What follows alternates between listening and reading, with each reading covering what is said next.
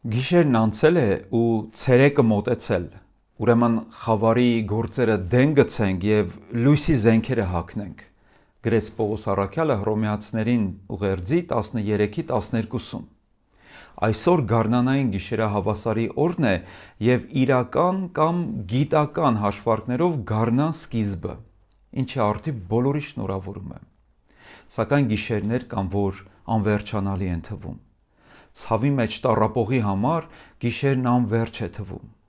Վախերի և հոգսերի բեռի տակ անքնությամբ տառապողի համար գիշերը սարսափ է թվում։ Անխաղաղ սահմանին կանգնած զինվորի ծնողի համար գիշերը մղձավանջ է թվում։ Շատերն են ասում, երբ պիտի այս գիշերը լուսացնենք, երբ պիտի այս գիշերն անցնի, սակայն ցավոք սրտի կան մարդիկ, որոնց կյանքն է գիշերվա նման, մութ և մղձավանջ, անորոշության և վախի մեջ, տագնապալի մտքերի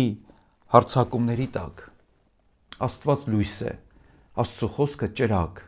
իսկ այդ լույսի մեջ հույս կա և կյանք։ Այսօր երկիր մոլորակի համար գիշերահավասար է, իսկ վաղը ցերեկն ավելի երկար է լինելու, քան գիշերը։ Օր-օրի գիշերը նահանջելու է իր տեղը զիջելով ցերեկվան։ Առակաց 4:18 խոսքում Սողոմոն իմաստունն ասում է. «Բայց արդարների ճանապարհը ծագող լույսի պես է,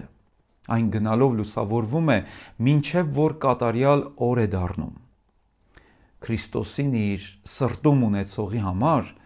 միշտ լույս կլինի, անգամ այն ժամանակ, երբ արեգակը խավարի։ Այնպես որ եկեք միասին տոնենք գիշերահավասարի այս օրը,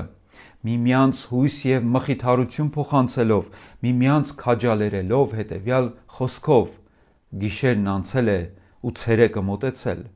ուրեմն խավարի գործերը դեն գցենք և լույսի զենքերը հագնենք»։ Շնորհավորում եմ բոլորիս։